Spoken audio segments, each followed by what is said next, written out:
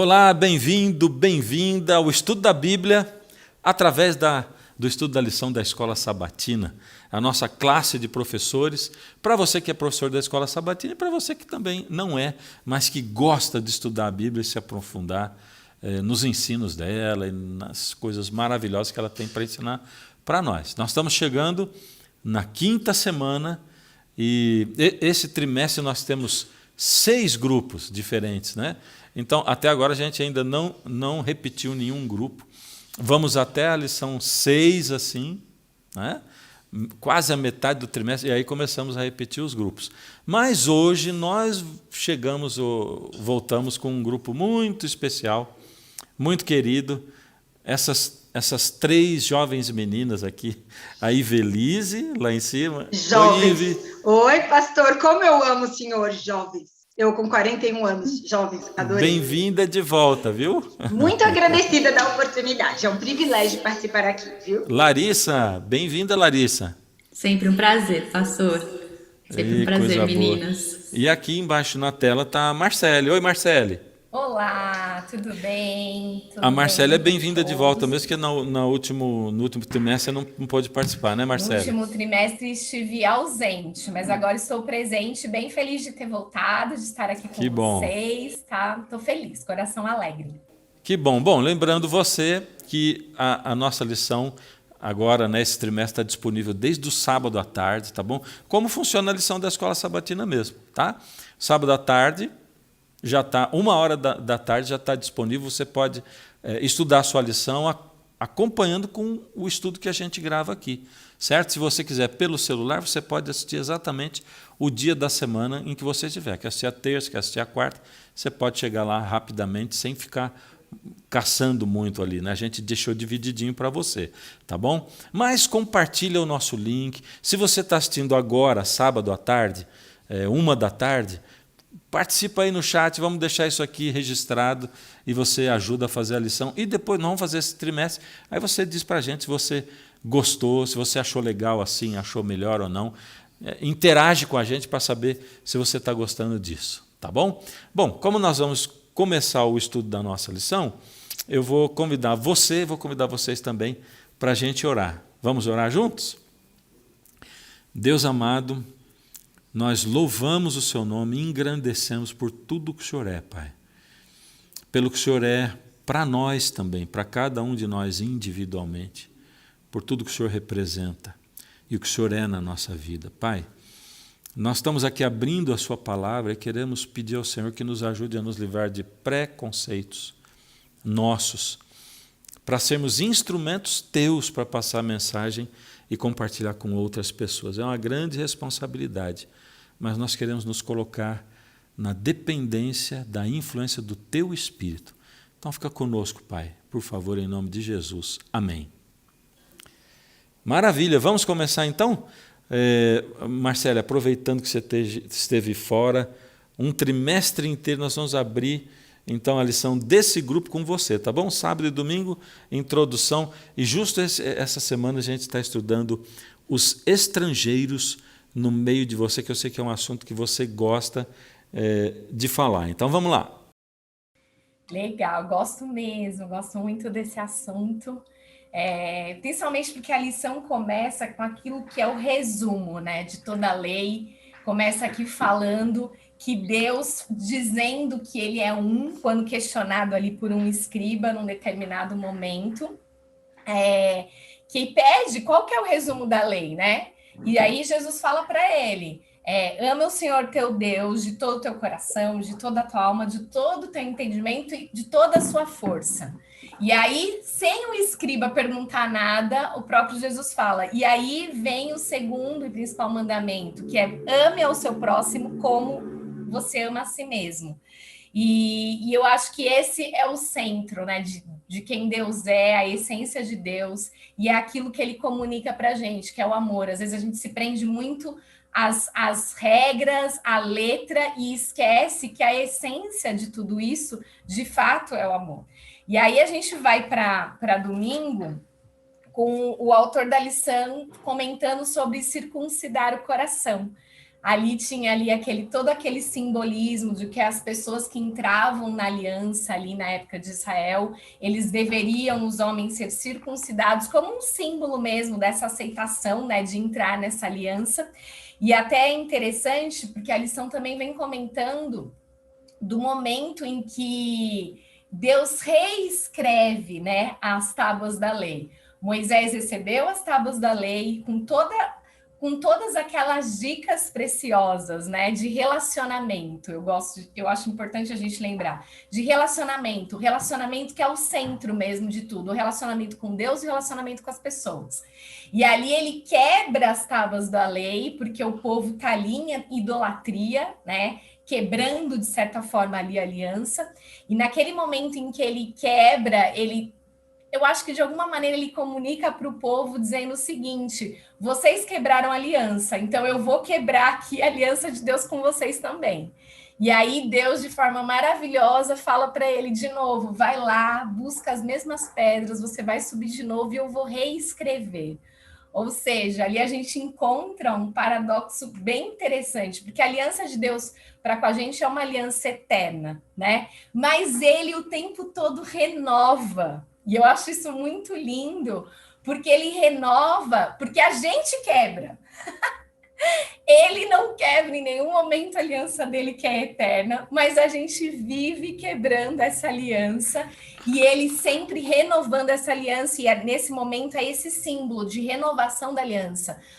Talvez vocês não merecessem, mas eu vou renovar a aliança, eu vou trazer de novo essa aliança vai ser renovada, e eu acho que é interessante a gente pensar nesse aspecto como uma renovação constante. Eu acho que é uma renovação diária dessa aliança nossa para com Deus, né? A aliança dele é eterna, ele não quebra em nenhum momento, mas o tempo todo a gente está caindo, a gente se afasta, não simplesmente por cometer pecados, porque cometer pecados a gente sabe que a gente vai cometer para sempre, porque somos, né, frutos, né, dessa natureza pecaminosa, mas a gente quebra porque a gente se afasta da dependência dele, do amor dele, que nos aceita, que nos acolhe, que nos faz prosseguir, que nos leva adiante.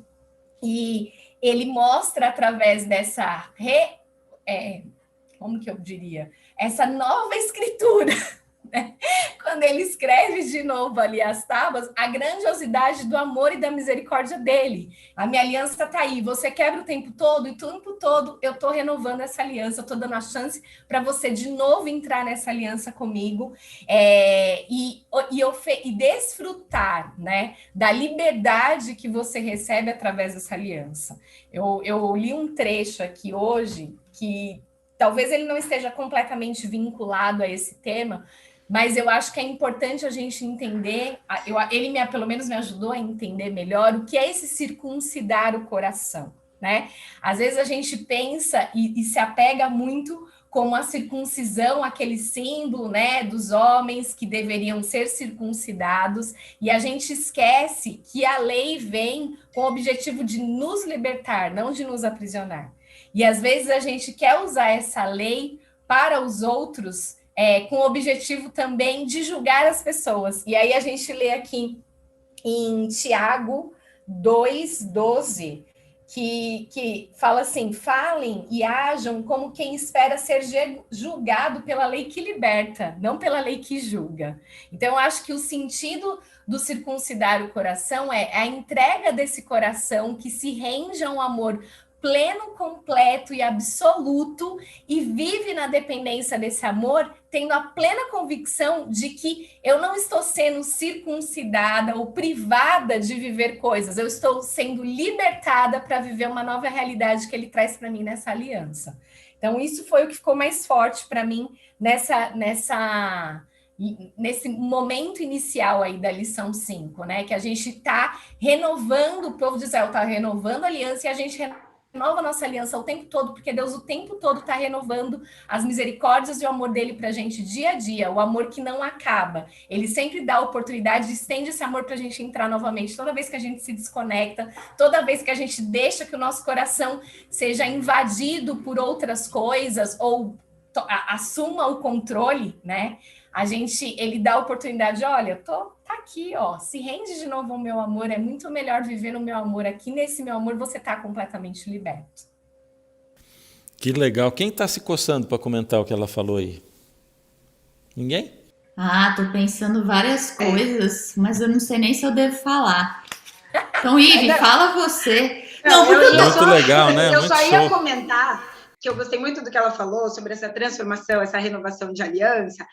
No comentarista da lição, neste livro aqui, pastor, que acompanha a nossa lição, né, e que a CPB disponibilizou em Deuteronômio, eu gostei muito do pensamento que o autor relata, que esse circundar o coração não é algo que é do ser humano, Marcele, não vem da gente, realmente é um transplantar de um coração de pedra para um coração novo, e isso não depende de mim, não é do meu esforço. Então, eu entendo que a minha parte nessa aliança é me permitir ser trabalhada por Cristo e pelo Espírito Santo. É aceitar... É se render, né? É isso aí. É se render para que ele faça o trabalho completo. Porque né? se for por esforço humano, nós somos muito teimosos. É se render a, inclusive, essa possibilidade de Deus me transformar naquilo que ele deseja e que muitas vezes não é o que eu quero.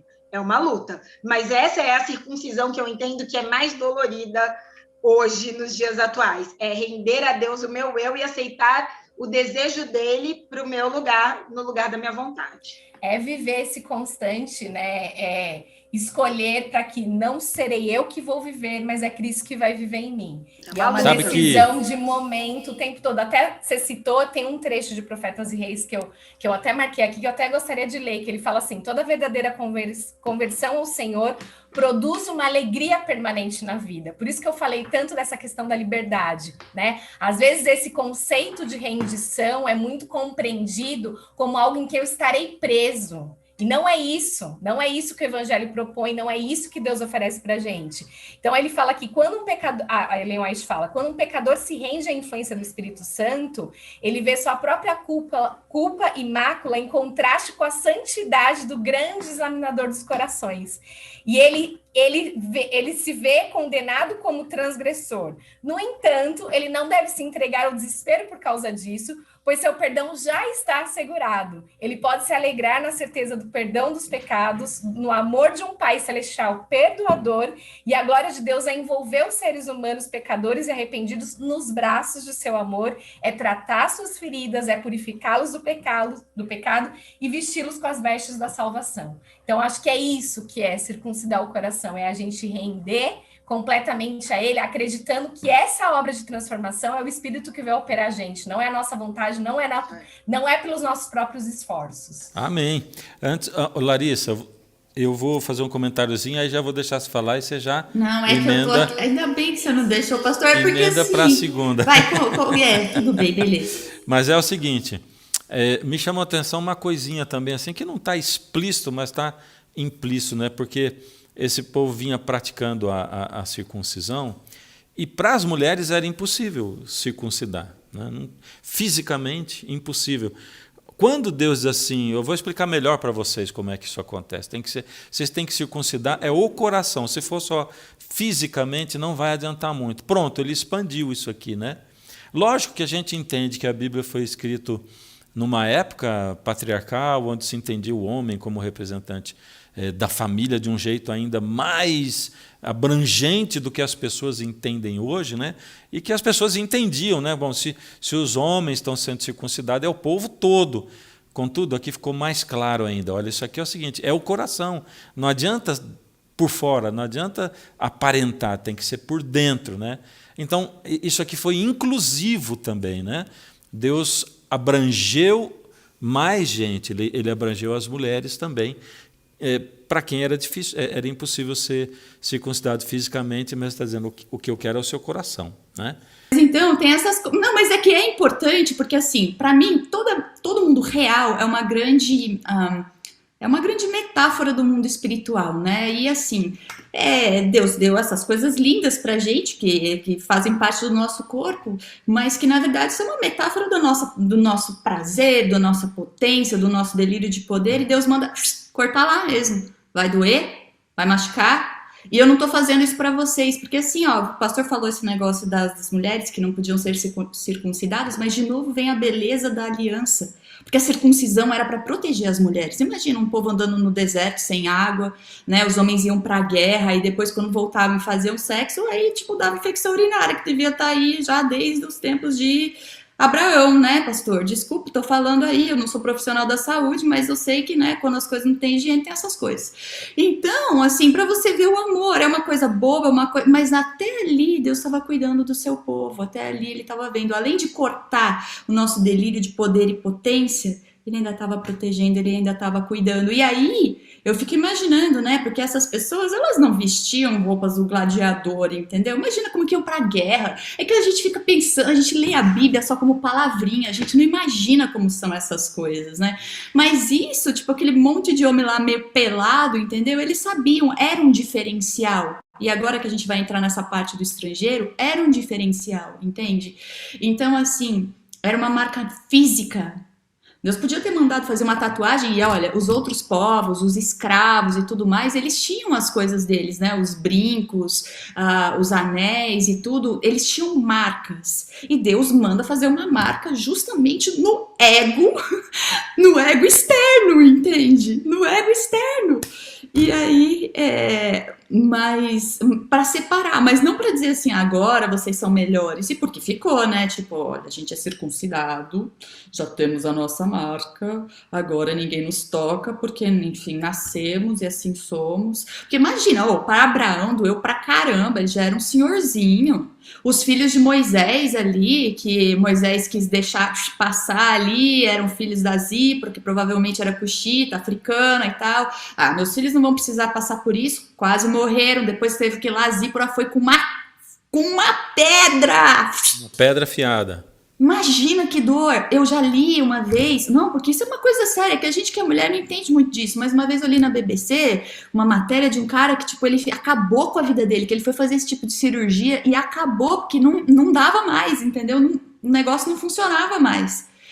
Então, imagina, acabou com o símbolo de poder e potência. Porque, de novo, tipo, se o homem achava que aquilo ali era o brinquedo mágico dele, ele falou, não, agora, meu filho, você vai ter que esperar aí, porque teu poder e tua potência vem de mim, sabe? Eu acho, fica aí a dica aí pro Cliff Goldstein, que é um gênio aí da lição da Escola Sabatina, nosso editor, para fazer uma lição só sobre circuncisão, para que nós, mulheres, possamos entender um pouco mais e que a Igreja Adventista também possa falar um pouco mais dessas coisas que a gente não fala. Larissa, é o seguinte, você ainda não entrou aqui na segunda-feira, mas eu queria comentar o que você falou, porque é o seguinte, se a gente, como você falou, dá uma lição, porque isso aqui é muito mais abrangente. Isso aqui, por exemplo, fala, como você citou na entrelinha, mas fala de santificação, né? E a santificação, quando a gente estuda a lição, fica bem claro assim, que Deus tinha uma preocupação muito grande com idolatria, porque a idolatria ela estava muito ligada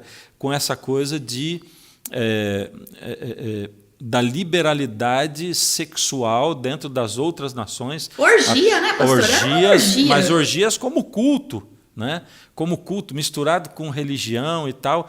E as pessoas, em geral, todo ser humano tem acesso a um código moral que é incrível, mas independente de onde a pessoa nasceu, ela sabe de um código moral. Ou seja, aquele povo cananita, ele não quis aderir a esse código moral e quis adorar os deuses dele, abrindo mão desse código moral que Deus tinha estabelecido. Agora, Deus lembra e diz assim, olha, eu vou colocar um símbolo ou uma lembrança de santidade também no seu órgão sexual, que é o que você usa para ter prazer e também para a reprodução, né? Para a sua linhagem, né?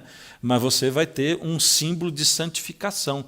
Ou seja, todo israelita ele ia o tempo todo carregar nele, e as esposas também, um sinal de que o sexo era para o prazer, mas era também...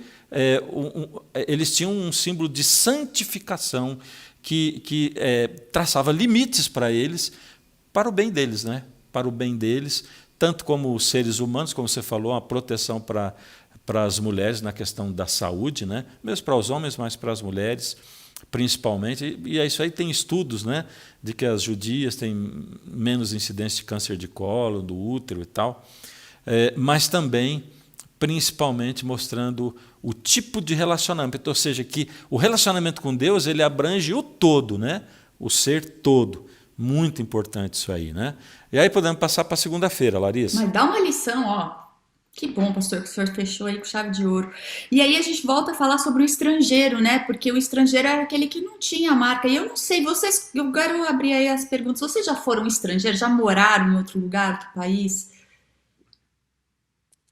Eu não fui estrangeiro, mas quando a gente viaja para outros países, a gente vê que as pessoas que são estrangeiras já são tratadas muito, muito, muito diferente, né? Bom, é simples, né? Eu tenho um amigo de adolescência, né?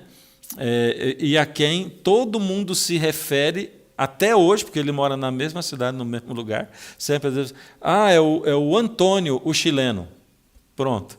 Ué, mas como é que ele é o Antônio chileno? Ele mora já faz 50 anos que ele mora aqui, entendeu? Então, assim, por que se referir à nacionalidade dele, né? Ninguém diz, aquele é o meu amigo, é o José brasileiro. Não, todos nós somos brasileiros. Então, isso acho que é uma ilustração, né? Mas eu acho também que, por menos que a gente... Por exemplo, eu nunca morei em outro lugar. Viajando, já me senti estrangeira. Mas, assim, toda vez que a gente não faz parte de determinado clube, de determinado grupo, a gente se sente estrangeiro, né? Fora daquele contexto. E eu acho que isso se torna muito mais real, porque esse é um lugar que todo mundo em algum momento esteve e estará, entendeu? Todo mundo vai estar num lugar em determinado momento ou já esteve de se sentir não pertencente. É muito ruim. Eu já morei em 3 países diferentes. E assim, ser estrangeiro é uma experiência de humildade e humilhação. Que você tem que reconhecer que você não pertence, que você não sabe o idioma, que você não conhece a comida e você tem que se adaptar. Então, assim, é humilhante. Eu lembro uma vez, eu tive a oportunidade de morar na França em 2001. E, cara, eu não sei, que eu não calculava as coisas na minha vida, acho que eu não mudei muito, mas assim, eu fui, vamos lá, vai ter um intercâmbio aí, vamos lá. E aí eu fui. E eu não sabia falar nem je ne parle pas français, agora eu consigo. Mas eu nem falava assim, meu nome é Larissa, je m'appelle Larissa. E eu não sabia falar isso, todo mundo tinha uma noção, os americanos, os gringos, olha como que a gente chama os estrangeiros, os americanos, eles tinham, né, uma noção do francês, sabia nada. E aí eu lembro que eu não sabia nada, e o inglês não era meu idioma principal, o francês não sabia nada, e tinha, a escola adventista da França lá, um lugar lindíssimo. Aí eu fui pro meio do brejo lá chorar, eu falei, eu não quero mais, eu já passei um tempão tentando aprender inglês, o que eu vim fazer aqui? Eu não falo esse idioma, essas pessoas não gostam de mim. Quando a gente também está no nosso reduto, né, dentro das nossas coisas, como a gente trata o estrangeiro? E isso, assim, tem estrangeiro que a gente gosta, né? Nossa, vou receber um suíço na minha casa. A gente até conta para os amigos. Mas o pessoal da Venezuela que está vindo, né? O pessoal do Haiti, que está aí refugiado, os sírios, a gente às vezes não gosta. E quando está sobrando, a gente ainda até nobre, mas quando os recursos ficam limitados e a gente precisa distribuir, como é o caso do Líbano agora, que tem mais sírios do que consegue comportar e está com crise hídrica, crise elétrica, crise de combustível, aí as coisas começam a apertar. Aí a gente começa a ter ódio. E isso que a gente vive num mundo globalizado, onde não tem fronteiras, onde você, tipo assim, dependendo de como você parece, as pessoas pensam, não, você não é brasileiro, você nem parece brasileira. Entende? Mas a gente tem, e é muito triste, porque o Covid veio da China. A gente viu agora o ódio ao asiático. Né? Então, assim, a gente tem essa coisa xenofóbica que é transcultural e ancestral. E Deus fala isso, vocês tratem bem os estrangeiros, porque vocês, na verdade, de novo, a metáfora do espiritual, vocês são estrangeiros. Vocês são estrangeiros. Quem que vocês pensam que vocês são? Vocês acham que vocês são preferidos? Vocês têm que tratar bem o estrangeiro, porque eu sou um Deus justo. Eu salvei vocês por causa deles. Eu queria chamar a atenção para uma coisa, porque muitas pessoas acusam e outros pensam, ficam em dúvida, será que Deus é xenofóbico, não é o assunto da lição, né? Mas a gente está estudando dentro da lição do trimestre, a gente está estudando e toca esse assunto, a lição, né? Xenofóbico é o quê? Deus detesta outros povos, né? Que não o povo dele, porque Deus botou o povo para entrar em Jericó, na terra de Canaã, e houve guerra e matança e tudo, né? Uma grande prova de que Deus não é xenofóbico, que ele não tem... Bom, existem muitas, né? Mas uma delas é isso aqui. Deus diz claramente, as leis que valiam para o povo valiam também para o povo dele, valiam também para o estrangeiro. Quando Deus dá o sábado, ele fala do estrangeiro que está dentro da porta. Abraão, né? A Larissa agora mesmo falou aí com quem era casado Moisés, né? Porque ela não era do povo israelita, né? Abraão mesmo se encontra com Melquisedeque, né? Tem relacionamento político, até de amizade com outros reis, ele se alia com outros reis, ou seja, é claro, só vai acusar Deus de xenofobia que aí não conhece Bíblia, nada, não estudou e aí vai acusar à toa. Então, eu queria tocar nesse assunto, né? A maneira como Deus trata o estrangeiro é totalmente diferente do que todas as outras nações tratavam os estrangeiros, né? Em nenhuma outra nação tinha esse negócio de tratar, olha, você trata o estrangeiro bem, trata a lei que serve para o meu povo serve também para o estrangeiro e tal. Não existia isso, é um diferencial de Deus e do povo de Deus. Esse negócio de tratar o estrangeiro do mesmo jeito como o povo natural ali do povo de Deus. Você deu o né? exemplo da viagem, ainda falou da França, que era o meu exemplo, Larissa, porque eu já tive a oportunidade, pastor, de viajar para alguns países, mas eu nunca vou esquecer que na França era o meu aniversário e eu estava sozinha, porque meus amigos tiveram que trabalhar, e eu falava inglês, mas eu não falava francês. E com todo mundo que eu tentava falar inglês, os franceses se negavam, Marcela. Eu perguntava onde ficava o Louvre, ninguém queria me explicar. Me deu um desespero, e eu também. Eu realmente fiz uma oração, falei, Senhor, eu estou aqui, eu pago os meus impostos. Que injusto eles me tratarem dessa maneira. E é exatamente, eu penso que quando nós falamos sobre estrangeiros, não só no aspecto espiritual, mas porque Deus é a favor da organização social, e a lição vai contando que séculos antes o Senhor já havia dito a Abraão, quando ele fez a aliança, ele tinha falado para Abraão que a sua posteridade seria escrava e seria afligida aí durante 400 anos. Abraão sabia disso. O povo já sabia que seria escravo no Egito, essa é a história. E quando isso aconteceu, logo que depois do Egito, que Deus deu um convite, um chamado, e não foi só para o povo de Israel, foi para o Egito, nós já vimos isso, o povo de Israel foi resgatado e quem estava junto, e que foi egípcio, também foi convidado para esse resgate, para essa redenção. Esse povo deveria ser um povo diferenciado, não porque era especial, como disse a Larissa, mas porque respeitava os direitos humanos, e eu gosto tanto dessa expressão, pastor, eu sou até tendenciosa, porque Deus é muito justo, por isso eu gosto do direito. Deus chama... Oi. Podemos considerar que nós estamos já na terça? Na terça, pastor, isso Manda mesmo, ver. Tá? Deus, inclusive, é muito justo, porque Deus chama atenção e ele faz a admoestação ao seu povo para que respeitasse a questão dos direitos humanos, do estrangeiro, da viúva, do órfão. E aí eu queria compartilhar com vocês duas informações interessantes que muitos devem conhecer. Uma delas é a Declaração Universal dos Direitos Humanos. Se você não teve a oportunidade de ler, vale você buscar na internet, porque parece um texto bíblico. A Declaração Universal dos Direitos Humanos, que é uma carta onde várias nações assinaram e por uma questão de fé e respeito, cada nação deve alinhar esses direitos e tratar os seus membros e os estrangeiros igualmente, estabelecem aí que todos devem ser respeitados de forma digna, que deve ter o respeito ao direito à vida, à liberdade, à segurança pessoal, vai falando que ninguém deve ser mantido em escravidão, em servidão, ou ser objeto de tráfico de escravo, que isso é proibido a tortura, o castigo cruel, e todos devem ter o direito de ser em todos os lugares, e assim vai. A carta aí que traz essa assinatura de vários países é uma forma universal de respeitar esses chamados direitos humanos, que é uma carga de direito que cada um de nós temos por ser humano. Aliás, foi o pastor que falou no início, né, que nós nascemos já com uma carga moral. E dessa carga moral, não importando o país onde nós vivemos, todos nós temos valores intrínsecos e são inertes por sermos humanos. A vida, a questão do corpo, o respeito, a liberdade, ao ir e vir, a igualdade, a expressão do pensamento, a manifestação da vontade, e o estrangeiro também tem esses mesmos direitos. E Deus traz isso de maneira muito detalhada. E aí, só para aplicar, pastor, para o aspecto nacional, essa questão do estrangeiro é uma questão de tanta vulnerabilidade, Larissa, que a Larissa disse assim, que o estrangeiro é uma pessoa que se sente humilhada e que tem que ser humilde. É verdade. Porque eu, na França, apesar de eu ter o meu cartão, que pudesse comprar, ninguém falava a minha língua, pastor. E ainda me tratavam, assim, muito mal, entendeu, Marcelo? Que se não falar francês, eu não falo com você.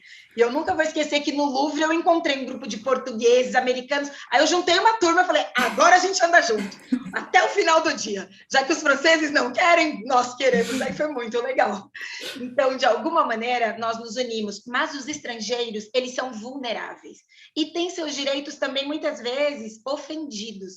A nossa legislação nacional teve que desenvolver uma lei, pastor, que tratasse dos direitos do estrangeiro. A gente tem essa lei aqui, ó, Larissa, é a Lei 13.445, que foi aprovada recente, pastor, ela é de 2017, para estabelecer os direitos e deveres dos estrangeiros no Brasil. Olha o nível social. Cada país tem que ter uma lei respeitando os estrangeiros. E essa lei vem dizer para nós que o estrangeiro se repudia a questão da xenofobia, Larissa, que o estrangeiro tem direito à acolhida humanitária, que ele tem direito à documentação, a se reunir com a família, ele tem direito ao trabalho, à educação, que são direitos básicos. Só que antes de tudo isso, Deus já falava isso na palavra. E ao admoestar o seu próprio povo, Deus queria que o povo, e através do povo, houvesse estratégias daquele povo para ser bênção na vida dessas pessoas vulneráveis, do órfão, da viúva, dos outros povos que não eram daquele povo. É até fundamental que eu faça um comentário, pastor, o senhor pode me corrigir. No que dizia respeito às questões religiosas e aos serviços religiosos, Deus não mandou igualar os outros povos. Mas em relação ao tratamento dos direitos humanos do estrangeiro, da viúva e do órfão, Deus queria que os israelitas tratassem aquelas pessoas do mesmo modo como Deus tratou os israelitas. Deus libertou, Deus levou amor aos israelitas, Deus deu a eles liberdade. Deus tratou os israelitas como sendo seus filhos e assumiu esse povo como seu. O que Deus queria que os israelitas fizessem em relação a estes vulneráveis, aos estrangeiros, é que agisse com compaixão, com dignidade, com cuidado e com amor, porque Deus, na realidade, ele condena aquele que menospreza as suas criaturas e desrespeita assim o Criador. É o que está em Mateus, no capítulo 7, no verso 12. Aí eu trago para os dias atuais, pastor, porque realmente não é só estrangeiros. E estudando essa lição de Deuteronômios numa discussão nessa semana, eu gostei muito do que um amigo nosso, o Alex Sneng, falou. Ele falou assim que quando Deus convidou os discípulos para pescar, e para que eles se tornassem pescadores de homens, trazendo para os dias atuais, nessa pesca vem de tudo. Vem bota, vem peixe, sai de tudo do mar. E não cabe a nós, seres humanos, fazer a limpeza em relação uns aos outros. A nós cabe a suspensão de julgamento, o acolher e o ser compassivo. É o ser solidário e ser respeitoso. Então, Deus conhece o coração de cada um. Se ao nosso redor nós temos estrangeiros no aspecto espiritual, pessoas que não têm a mesma crença que a nossa, que não fizeram parte da nossa fé como nós fazemos.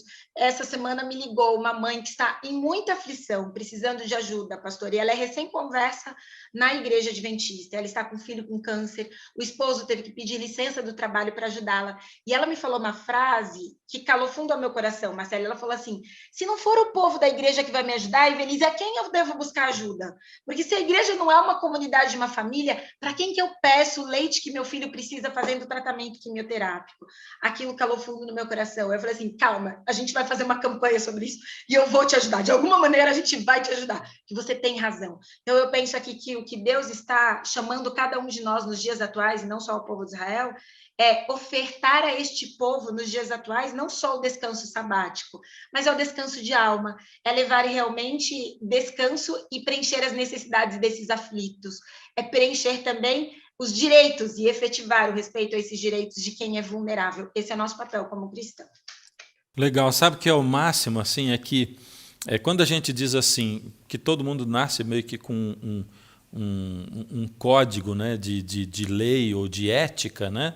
A gente está dizendo, porque assim, o que a gente está dizendo na verdade é que Deus estabeleceu e colocou esse código de ética em todos os seres humanos ao redor do mundo antes dos direitos humanos. Ou Deus fez os direitos humanos, colocou no coração das pessoas, as nações entendem isso, tanto que lá num momento assim, não, nós temos que fazer um código universal aí que vai ser dos direitos, né, dos direitos humanos e tal. Mas aquilo já existia dentro de cada ser humano que Deus Sabe como o direito Deus tinha chama colocado isso, pastor? ali, né? Nós chamamos de direitos naturais, onde não tem muita explicação, que está dentro do ser humano, independente da religião, do povo, são direitos naturais, mas que nós sabemos que eles são sobrenaturais. São dádivas que Deus nos concedeu e que, de fato, devem ser respeitadas. Sabe como é que Paulo descreve esses direitos naturais aí? Olha só que coisa interessante, né? A gente fala muito de Romanos 1, né? Mas Romanos 2 tem aqui um texto que eu acho fantástico, né? Do verso 13 em diante, diz assim: porque os simples ouvidores da lei não são justos diante de Deus, mas os que praticam a lei hão de ser justificados. Ele está falando quem? De judeu? Olha o que ele diz logo em seguida. Quando, pois, os gentios que não têm lei, ou seja, que não conhecem a lei de Deus, né, procedem por natureza, olha aqui esse termo, por natureza de conformidade com a lei, não tendo lei, servem eles de lei para si mesmos, e agora, fantástico, eles mostram a norma da lei gravada no seu coração. Olha só o que ele está dizendo. Testemunhando-lhes também a consciência e os seus pensamentos, mutuamente acusando-se ou defendendo-se. Deus está dizendo assim, ó, quem guarda a lei sem conhecer a lei está provando que Deus existe e que Deus colocou essa lei no coração de cada ser humano, que é exatamente isso do que a gente está falando aí, né? Muito legal, gente. Podemos seguir aqui para quarta-feira, né? É isso mesmo. Sim, vamos seguir para quarta-feira. O tema é julgue com justiça, né? E a Ivy já começou a falar muito bem sobre isso, porque como cristãos, né, como povo de Deus, a gente é chamado mesmo para refletir o caráter dele. É um caráter de amor, é um caráter de compaixão, né, de acolhimento, de atender às necessidades. A Ivy falou isso muito bem, e eu gostei muito, porque é de fato isso. Eu acho que enquanto representantes do reino de Deus, é assim que a gente é chamado, né, para agir como embaixadores desse reino. E o que esse reino é, né? E eu gosto muito desse trecho, desse texto que está em Hebreus 1:8, que fala que, deixa eu até ler aqui, ó, eu selecionei aqui, que ele não está na lição, mas eu acho ele muito importante quando a gente fala em julgar com justiça, né? Que fala que a respeito do filho diz: o teu trono, ó Deus, subsiste para todo centro. Cetro de equidade é o cetro do teu reino. Amas a justiça e odeias a iniquidade. E é interessante a gente pensar nisso, porque aqui, por exemplo, em Deuteronômio, vem muitas passagens. Na verdade, a Bíblia inteira, né? Fala muito da importância de agir com justiça, de agir com imparcialidade. E aí, às vezes, quando a gente entra com esse conceito de cetro de equidade, é o cetro do reino de Deus, e que ele ama a justiça e ele odeia a iniquidade, é muito importante a gente entender o que é equidade. Porque hoje em dia existe toda uma discussão aí, principalmente no campo político, né, sobre essas questões de equidade, e às vezes quando você entra com o assunto de direitos humanos ou de agir com equidade, falam que você é da bandeira X ou Y, quando na verdade a nossa bandeira é o reino de Deus, e é aquilo que a gente aprende do reino de Deus, né, de um reino que onde Cristo chegava, aquilo que estava faltando era preenchido.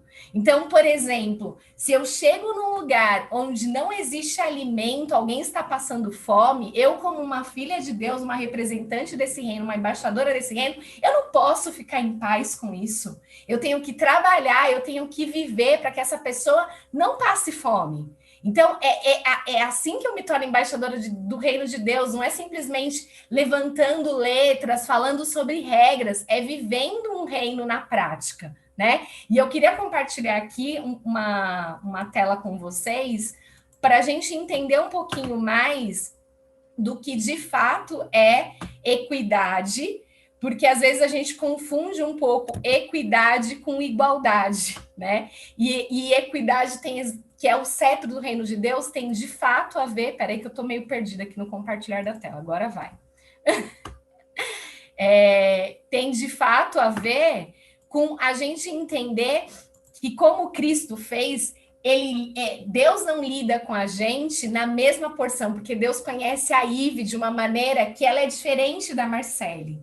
O que a Ive precisa é diferente do que a Marcele precisa, é diferente do que a Larissa precisa, é diferente do que o pastor Fernando precisa. Então, ele age conforme as necessidades e as especificidades e as individualidades de cada filho dele. E eu gosto dessa tela aqui que eu coloquei, porque às vezes a gente acha que o reino de Deus é um reino simplesmente de igualdade, onde o que é dar igual para tudo, né? Então, eu gosto de usar essa imagem, porque eu acredito muito que Deus criou um reino para que não houvesse esse muro. Sabe esse muro que está aí na frente? Esse era o conceito de Deus, não tem muro. Sim, todos serão iguais, todos terão as mesmas oportunidades, todos terão as mesmas chances, só que o pecado vem e cria um muro na frente das pessoas. E aí, o cetro de equidade do reino de Deus, o reino a qual eu represento, ele olha para esse muro e ele procura equalizar essas diferenças para que as pessoas tenham as mesmas oportunidades. Então, a gente vê aqui na tela do lado esquerdo, né? Igualdade seria eu dar um banco para cada um. E isso seria justo? Não, não seria justo. Por mais que eu agisse com igualdade, não seria justo, porque o cara que é grandão aqui, que tem mais oportunidades na vida, ele vai ver melhor, ele vai ter uma visão melhor do campo, vai ter melhores condições de viver a vida. O do meio até começa a enxergar um pouco melhor, mas tem um pequeno aqui, que é o que entra ali no que a Ive falou, que é o marginalizado, que é o vulnerável, que é o estrangeiro, que é a viúva, que é o pobre, que é o órfão, que ele, com um banquinho, não vai mudar nada a situação dele. Mas aí, quando o reino de Deus chega em determinado lugar, o princípio da equidade chega junto, através de mim, através de você que representa esse reino. E a gente trabalha para que essas desigualdades elas sejam diminuídas, elas sejam minimizadas, para que todos tenham a mesma oportunidade. Isso não é uma questão política, isso é uma questão de estabelecer o reino de Deus onde eu chego, trabalhar por esse reino. Então, aqui vem falando muito de a gente não agir com imparcialidade, da gente não agir com injustiça no meio das pessoas. Então, fala muito das pessoas com as quais eu exerço um contrato, as pessoas que prestam algum serviço para mim. Então, às vezes a gente quer explorar, né, as pessoas, achando que eu vou tentar dar uma esmagadinha. E o reino de Deus não trabalha nessa ótica, não trabalha nessa lógica. Eu estava até, quando eu estava estudando a lição, lendo um trecho que agora eu não lembro direito onde está, mas está em Deuteronômio, em que Deus falava para o povo: vocês vão lá colher o que vocês vão comer, mas vocês vão deixar o que é da viúva, o que é do pobre, o que é do órfão, para que eles vão lá e colhem. Isso é distribuição de renda. Nada mais é do que distribuição de renda. Eu plantei, como o pensamento humano da meritocracia eu plantei, eu tenho o direito de colher tudo que eu plantei, porque fui eu que plantei. Eu dei muito duro, eu dei muito duro. Exatamente, eu dei muito duro, eu trabalhei, eu poupei, eu investi, eu tenho direito a usufruir disso que eu fiz. Inclusive a jogar fora se eu quiser, e não entregar, e não dar para ninguém, não repartir com ninguém, né? Sim, porque é meu, né? Porque é meu, né, Larissa? É meu, eu tenho esse direito. Só que a justiça do reino de Deus, ela não trabalha o direito dessa maneira. Ela trabalha, são todos meus filhos, todos têm direito a comer, todos têm direito a se alimentar. Não importa quem plantou, entendeu? Então, é assim que a gente trabalha nesse conceito de justiça e de equidade, e não simplesmente com as pessoas para as quais a gente se relaciona de forma comercial, seja lá que forma for, mas é também levantando a voz em prol dos injustiçados, em prol dos marginalizados, é dando voz para essas pessoas, trabalhando por isso, para que a injustiça não seja a norma vigente onde quer que eu me coloque. Então, aí sim vem a sabedoria de, em todos os momentos, seja o momento em que a gente está como igreja, é o momento que eu sou como cidadão e eu vou votar, é o momento em que eu estou no meu trabalho, estou vendo que, de repente, alguém está precisando de algo e eu me coloco para ajudar esse alguém, para reduzir essa desigualdade, para dar oportunidade, para atender às necessidades das pessoas, porque foi isso que Jesus fez. Ele atendia as necessidades das pessoas, e a gente é chamado para atender essas necessidades também, e minimizar a injustiça, e minimizar a desigualdade, e trabalhar em prol de entender que todos são filhos e todos têm direito a se alimentar, a viver até as suas necessidades atendidas. Marcele, gostei demais dessa figura aí, viu? Por 2 motivos. Primeiro, vou fechar, porque eu fiquei com ela porque ali eu vi que eu também tenho direito a ganhar um caixotão, entendeu? Maior, né? Agora, principalmente porque é o seguinte, eu vejo muita gente indignada, né? E não estou me referindo a ninguém especificamente. Isso servia há 30 anos atrás, há 36, quando eu comecei meu ministério, serve hoje, vai servir para sempre, para nós todos. Mas eu vejo muita gente indignada da boca para fora. Até eu vejo muita gente jovem, muita gente de tudo quanto é idade indignada, dizendo assim, Deus não é justo, por que Deus deixa tanta gente passando fome, por que Deus e tal... A gente põe muito a culpa de Deus num mundo de pecado, né? Onde Deus está trabalhando para resgatar a raça humana. Mas Deus age através de nós. Como é que eu posso dizer assim? Por que Deus não faz? Olha, quando você diz assim, no reino de Deus, né, Ele nos convida para fazer, na verdade nós somos os instrumentos, né? Nós somos o meio através do qual Deus vai operar isso aí. Ou seja, distribuir, exercer essa equidade, está na minha mão, de acordo com a minha posse, e está na sua, e está na mão de todos nós, né? Então não adianta muito eu também me indignar com Deus, eu preciso olhar primeiro para mim, né? Porque Deus coloca recursos tudo na minha mão, mas não é para mim tudo, né? Deus permite que eu receba aqui, não é para mim, é porque eu tenho a minha parcela de responsabilidade. Então não adianta eu só me indignar com palavras, mas eu não me indignar comigo mesmo e não operar na questão da distribuição, né? De operar a equidade segundo a visão do reino de Deus, né? Deus coloca na minha mão e eu sou o instrumento dele. E é bem isso que você falou, pastor, porque assim, o nosso exemplo, os nossos testemunhos, eles sempre falam muito mais alto do que as nossas palavras, né? Então, às vezes a gente fala e nada faz, né? E não passam de palavras vazias. E toda vez que a gente faz isso, o amor de Deus está deixando de ser revelado às pessoas com as quais a gente se relaciona. Tem um trecho que eu até queria ler, eu gosto muito. Ele está em 1 João 3, 16 e 17. E ele é profundo porque ele fala assim, ó, é assim que a gente entende e experimenta o amor. Cristo, ele sacrificou a sua vida por nós.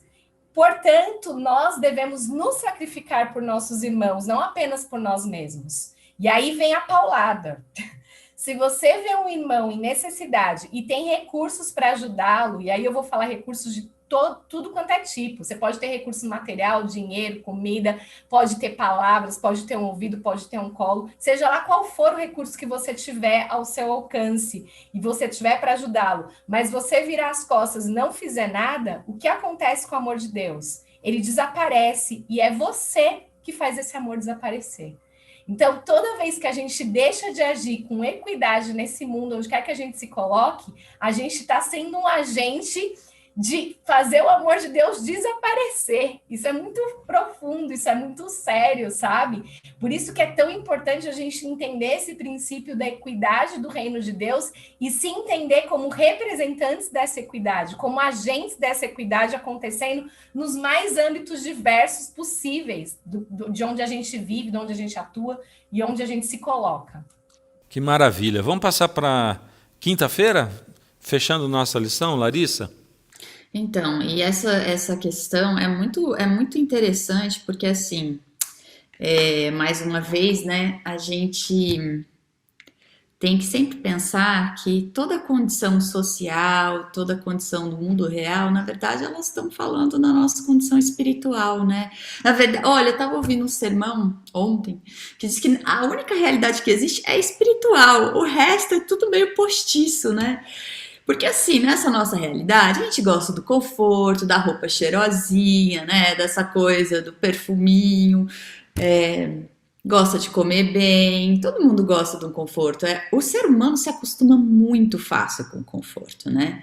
Agora, você reduzir, e aí agora a gente está passando aí no nosso país, na verdade no mundo, né? Para uma readequação de prioridades e valores, porque tá tudo muito caro. Pô, eu fui no mercado aqui antes da nossa gravação, 2 sacolinhas são quase R$100, e tipo, não é nada caro não, assim, nada do outro mundo, não é geleia francesa. Entendeu? Umas bolachinhas aqui, caramba! E tá assim. E aí a gente não gosta, né, de ter que diminuir os nossos confortos. A gente gosta da regalia, a gente gosta do descanso, do conforto, das coisas que são providas pra gente. E eu tenho dito, e eu tenho pensado muito sobre isso, né, que onde superabunda a ideologia e o populismo, é onde falha a igreja. Porque se a gente estivesse cuidando da viúva, do órfão e do pobre, não ia sobrar espaço para quem tem gogó e vontade de ganhar mais de 30 mil por mês, entendeu? À custa do pobre, à custa da ignorância alheia, à custa de uma troca de cesta básica, entendeu? Só que assim, às vezes, por exemplo, hoje de manhã não vai muito longe, né? Tipo, semana passada eu vou à feira, eu gosto muito de ir à feira. E aí, semana passada eu fui, aí tinha uma veinha lá na feira pedindo comida, né? Pedindo pra eu comprar tempero, que ela tinha não sei quantos netos e tal. Ai, filha, compra tempero. Larissa. Vírgula, velhinha, cuidado dessa palavra, eu tô chegando lá. Respeito. Ai, uma senhora, uma idosinha, pastor. Obrigado. Desculpa, agora tudo é politicamente incorreto também. Aí, me ajuda, senão eu vou ser processada. Eu ia falar assim, uma mulher na faixa madura, entendeu? Uma senhora. Uma senhora, Uma como mulher. diz o outro assim, não existe ninguém velho. Comparando com um carro, somos todos seminovos. Então, aí tá, aí o pessoal das bancas fala, não compra pra ela não, ela fica aqui, é uma oportunista, não sei o que, ela fica aí pedindo pra todo mundo, não faz nada e tal. Aí eu falei assim, não, eu vou comprar. Eu sou uma otária dessas, assim, a gente tem outra situação, porque assim, Deus manda a gente dar, e isso é difícil, né? É difícil a gente saber se otário voluntariamente, né? Às vezes, porque eu falei, ó, a senhora precisa o quê? Cebola, eu vou comprar pra senhora, mas fica na sua consciência, viu? Fica na sua consciência, porque se a senhora não estiver precisando e tudo mais. E aí eu gosto de lembrar que, tipo, não, uma vez uma outra lá me pediu pra comprar remédio pra filha dela, que a filha tinha problema no coração e tal, eu levei na farmácia.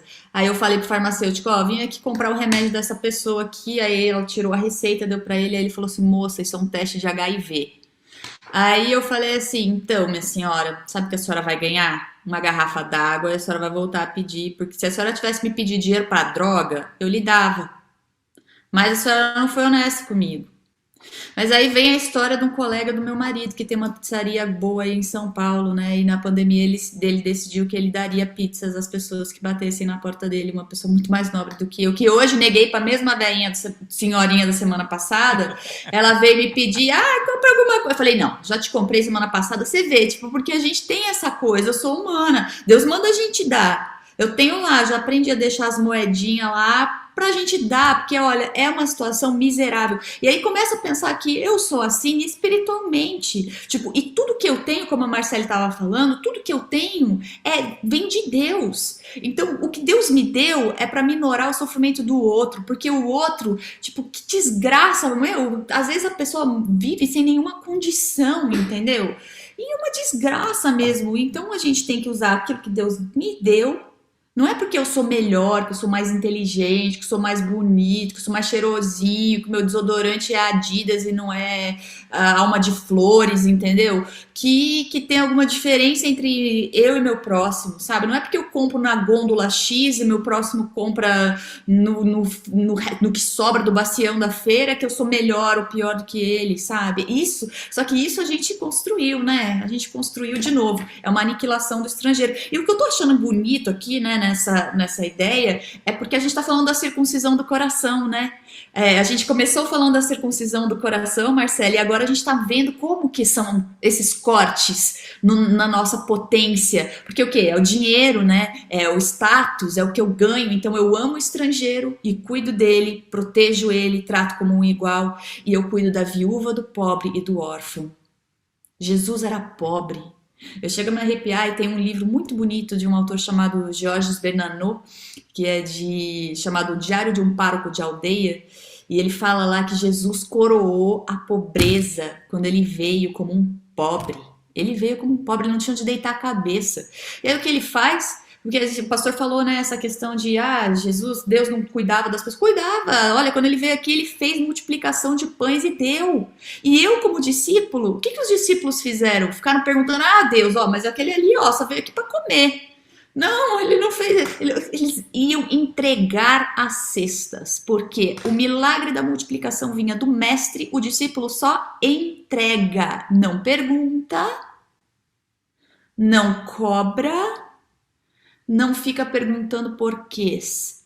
Pega do mestre e entrega. Então, assim, eu acho que fica uma lição pra gente, né? A gente sabe aqui a verdadeira religião, o Tiago vai repetir a mesma coisa que Deuteronômio diz. A Bíblia, eu tô fazendo ano bíblico, gente, tô fazendo ano bíblico no app. Não tenho desculpa pra isso agora. Tem um app da Bíblia, um app da Bíblia, assim, que você pode até ouvir. Então, quando você tá, sabe, correndo, dirigindo, não tem desculpa pro ano bíblico.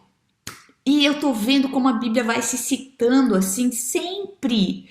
E é muito bonito. E aqui em Deuteronômio 24, 10 a 15, fala justamente sobre a religião de cuidar da viúva e do órfão. E Tiago vai falar de novo, a verdadeira religião é cuidar da viúva, do órfão e do pobre. E quem eram esses? Quem eram esses na sociedade? Eram os ninguéms. Quem são esses? Quem são esses na dimensão espiritual? Muito legal. Larissa, antes de pedir para cada uma fazer suas 2, 3 frases finais para a gente fechar a lição, queria comentar 2 coisas. Você falou assim, falando lá da senhora, né, se tivesse me pedido dinheiro para droga, eu daria. Né?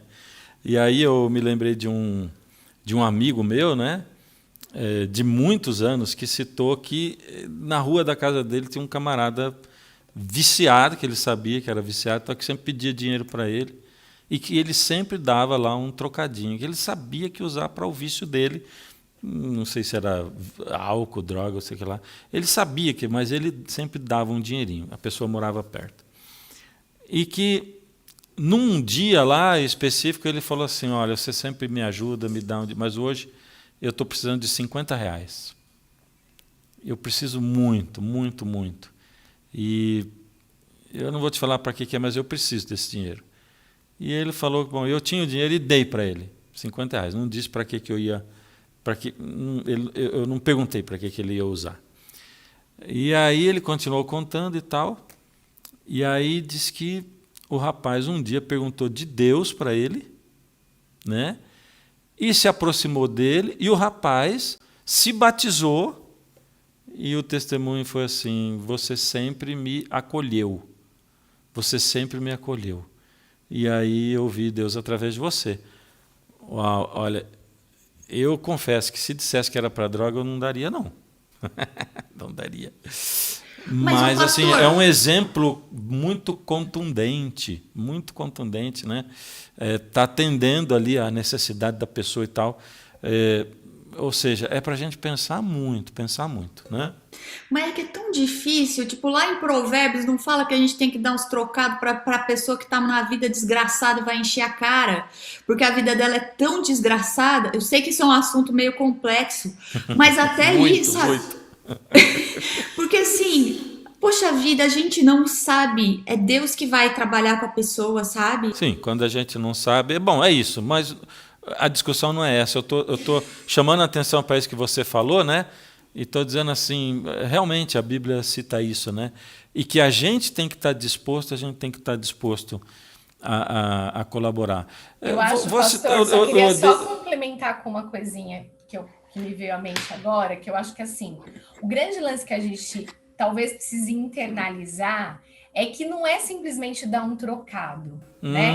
Isso que eu ia falar agora. Eu acho que a questão é se importar com quem vem, com quem está passando por qualquer necessidade perto da gente. Então, assim, talvez a pessoa não esteja precisando de dinheiro, talvez ela esteja precisando da sua atenção, talvez ela esteja precisando do seu abraço, talvez ela precise só que você pare e olhe para ela, porque essas pessoas, muitas, se sentem invisíveis, porque ninguém olha para elas. Talvez dar o trocado, dar o dinheiro, seja o mais simples. E o que de fato as pessoas, o que de fato é difícil para a gente é doar-se em favor do próximo, é fazer o que Cristo fez. Cristo veio e se sacrificou em nosso lugar. E às vezes a gente está disposto até a dar o dinheiro, se vai dar para droga ou não, mas a gente não quer se doar em favor do outro. A gente não quer criar essa conexão que revela quem Cristo é através de mim, de quem eu sou. Isso aí começa quando a pessoa diz assim, olha, o senhor tem um tempinho? Desculpa, mas hoje eu não tenho. O tempo a gente nunca tem para dar para essas pessoas, né? Mas o que eu ia dizer é o seguinte, nessa questão de dar o trocado, Deus providenciou para a gente uma coisa. Eu aprendi um negócio e não faz muito tempo, sabe? Alguns poucos anos atrás, né? Mas olhando para a experiência de Israel, como Deus ensinou a separar o dízimo, a oferta, né? E também ensinou a separar o dinheiro para o próximo, né? Um percentual, né? E quando você separa aquele percentual para o próximo, Deus coloca na tua frente pessoas que você conhece e que você pode ajudar financeiramente por um tempo, né? Você pode canalizar aquilo e dedicar. E é incrível, né? Porque Deus vai te dando, você vai separando, aquele dinheiro não é meu, é de alguém. Deus vai colocar essa pessoa, e é muito interessante você ver como é que aquele dinheiro, embora não seja uma fortuna, ele vai fazer vai ter um significado muito grande na vida de outras pessoas, né?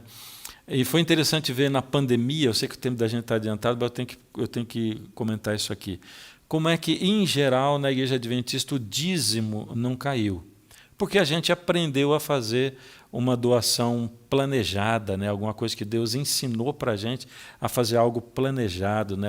É um negócio que não é por impulso que a gente doa, mas conscientemente, né? Contudo, a missão caiu muito. Embora os dízimos não tenham caído, a missão caiu muito, porque provavelmente a gente não aprendeu ainda, a gente aprendeu muito a lidar com dinheiro, mas não aprendeu muito a lidar com o tempo, né? A gente usa muito o nosso tempo só para nós, e na pandemia muita gente diz assim, bom, agora eu não posso falar com ninguém, estou de férias da missão, e a missão caiu, né? Então, acho que essa questão do tempo que você falou, que é o que as pessoas precisam muito, às vezes alguém que está pedindo um trocado na calçada, você sentar do lado dela e conversar, ela vai se sentir muito mais grata e vai sair... a saúde dela vai melhorar por causa de você ter dedicado aquele tempo para ela. Então, a gente precisa aprender a dedicar o nosso percentual de tempo para a missão e não deixar cair também. Se eu não deixo cair a questão financeira, eu dou o percentual daquilo que eu ganho, por que eu não posso dar o percentual do tempo, né, que Deus me dá? E eu sei de muitas pessoas que, quando passam por uma experiência de quase de morte, ou pessoas que passaram pela pandemia e depois saíram, e quando saem, dizem assim, agora eu vou dedicar muito mais tempo. E às vezes, como é por emoção, passa logo. Se for racional, planejado, isso não vai acontecer. Bom, gente, vamos fazer aí 3 frases de cada uma aí para a gente finalizar a nossa lição, um assunto muito gostoso, muito interessante. que vocês poderiam dizer que essa lição... Ela falou para mim muito nisso aqui. Vamos começar aqui na minha tela lá em cima com a Ive. Ive. Para mim, o teor dessa lição é o seguinte: se eu amo a Deus, pastor, de fato, e amo de todo o meu coração, eu posso começar o ensaio desse amor através do amor ao diferente. Então, a todo estrangeiro, a quem faz interrupção na minha agenda, estar conectada com Deus para tornar esse amor meu a Deus prático em relação à humanidade. Então, começar este amor pelos diferentes, porque é fácil amar os meus amigos, entendeu? É muito fácil amar aqueles que frequentam a mesma instituição religiosa que eu. É mais desafiador para mim olhar os diferentes e atender essas necessidades, não com um trocado, mas de maneira programada. E eu aprendi isso com a minha tia Rosana, que muitos conhecem, que ela tinha uma lição e eu acabei tirando para mim. Essa questão do dinheiro, sempre vai ter um dinheiro no meu carro. Para quem pedir? Porque não me importa o que a pessoa faz. Tudo bem com esse dinheiro? Esse ato meu é sempre de poder atender se essa pessoa precisa, mas o dinheiro é realmente mais fácil. E existem outras maneiras de amar de forma prática. Então, amar a Deus amando diferente. Legal. Larissa. Quando o escriba perguntou para Jesus, né, o que era o principal, Jesus falou, amar a Deus acima de todas as coisas. Ele pensou, agora está garantido, porque isso eu faço, isso é inclusive minha profissão. Aí quando falou, ama o teu próximo, e o teu próximo sendo inclusive o estrangeiro, a viúva, o pobre e o órfão, as pessoas que não pertenciam à mesma casta, aí a coisa ficou difícil. E eu sou escriba hoje. Então, falou comigo. Amém. Maravilha. Marcele. Acho que várias coisas, né, falou, mas algo que eu tenho orado, pedido muito a Deus, é para que eu me entenda como dispenseira da graça. Essa graça que eu recebi, que me alcançou, é essa graça que eu compartilho.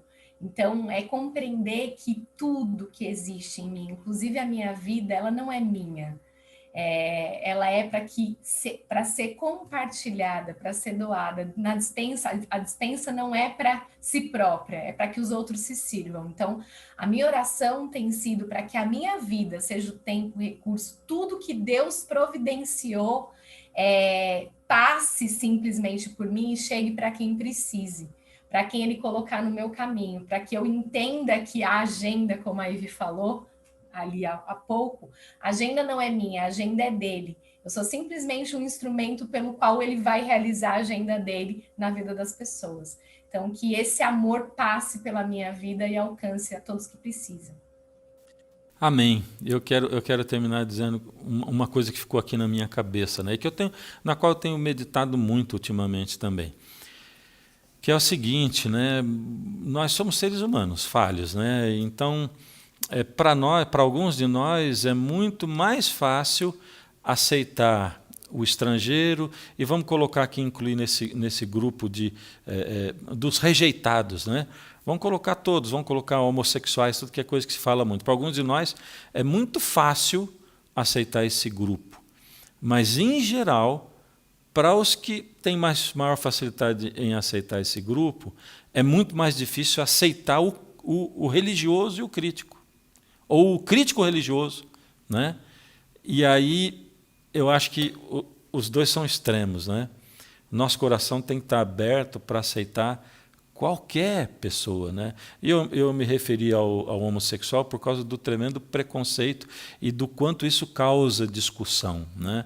Então eu acho que a pessoa que tem dificuldade em aceitar os marginalizados, que inclui prostitutas, homossexuais e outros grupos que talvez para você seja o mais difícil, né? Então, Deus está falando com você isso aqui. Para você que tem muita dificuldade de lidar com o religioso, com aqueles que você reputa como fanáticos, ou como... Então, para você é isso aqui que ele está falando, né? Ele tem uma mensagem, Deus nos trata com equidade, como disse a Marcele, né? Ele tem um caixotinho de tamanho diferente para cada um de nós, né? Por isso, Eu não posso me concentrar se a minha facilidade é aceitar os excluídos desse lado. Eu dizer assim, puxa, eu sim, eu aceito.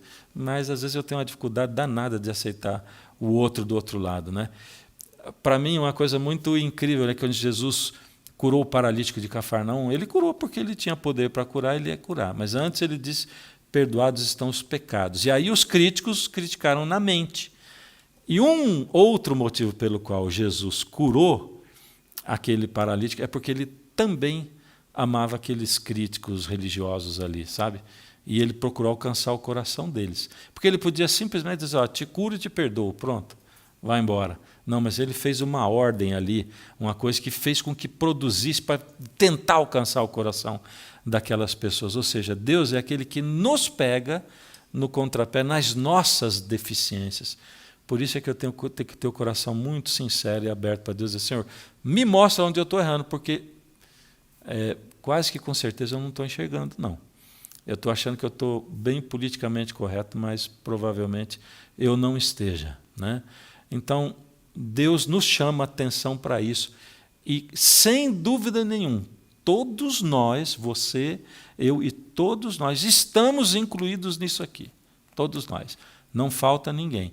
Eu só tenho que pedir para Deus para abrir os meus olhos e me mostrar onde eu estou falhando para que eu possa me voltar para Ele. Não tem ninguém isento disso aqui.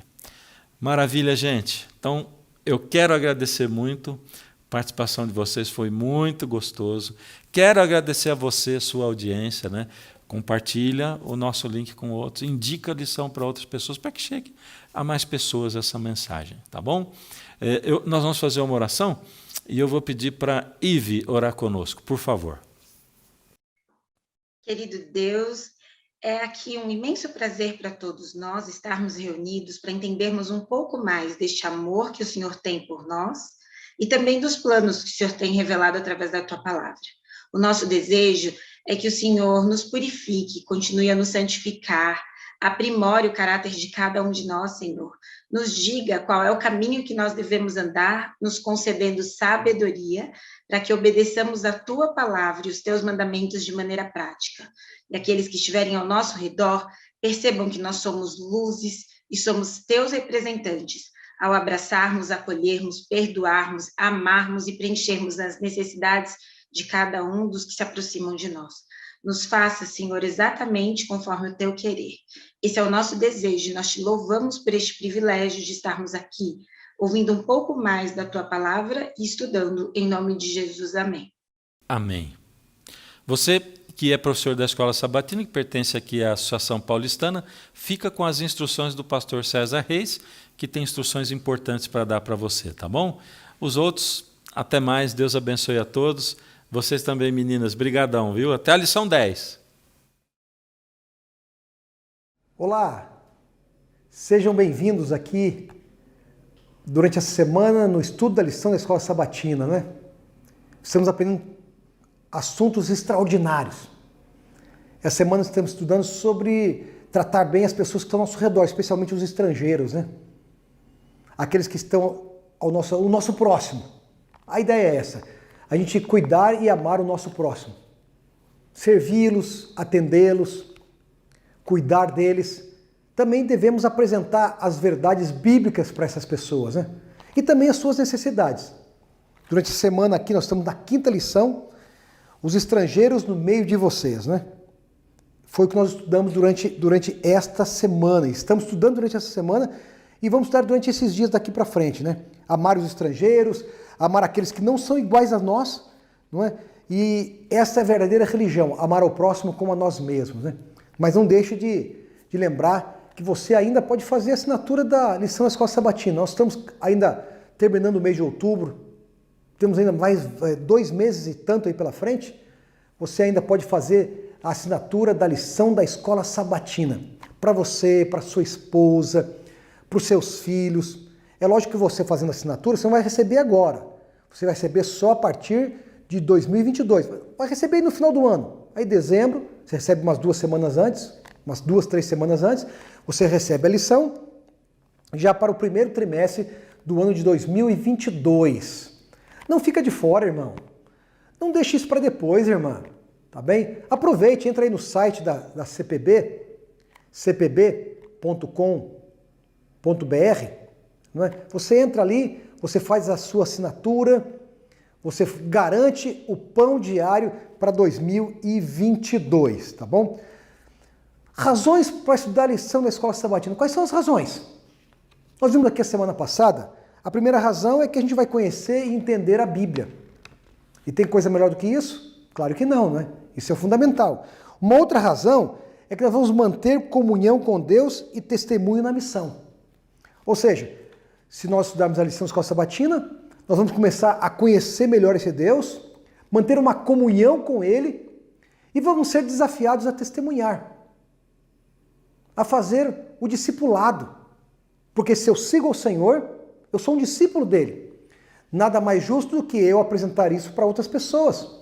E você, professor e professora da Escola Sabatina, você é um discipulador. Você tem ali na sua classe vários não é, alunos.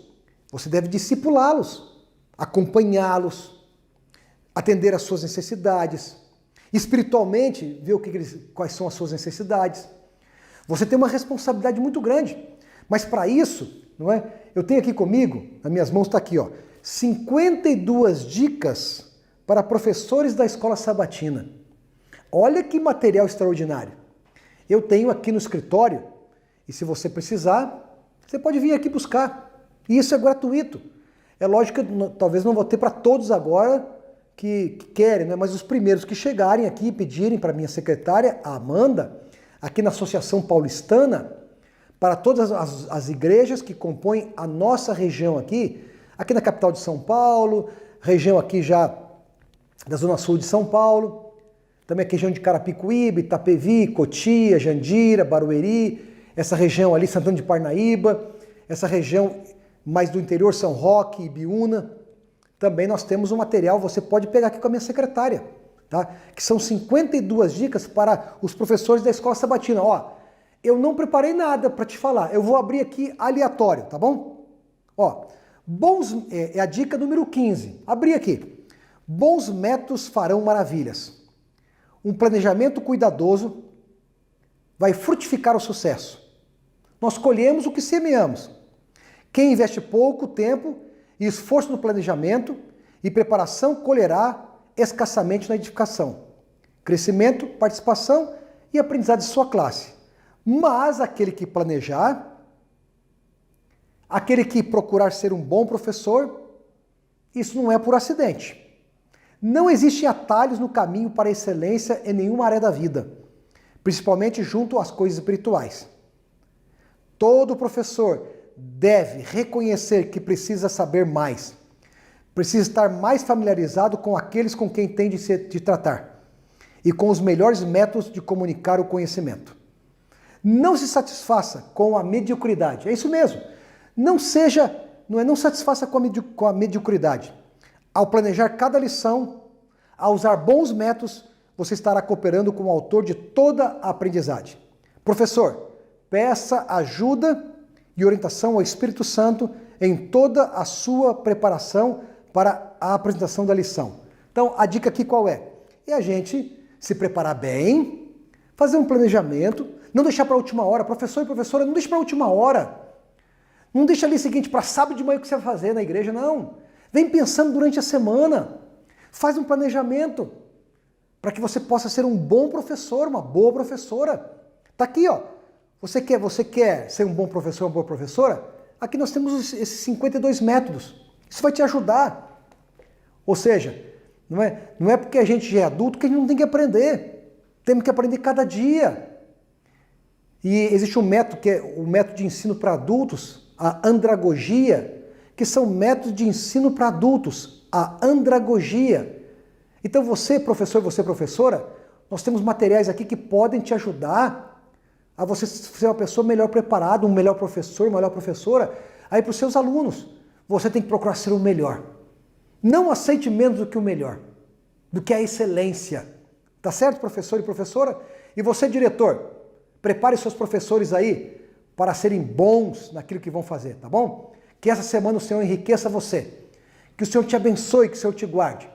E tenha sucesso aí no acompanhamento das suas ovelhinhas e que Deus te abençoe e que Deus te guarde, tá bom? Um forte abraço para você.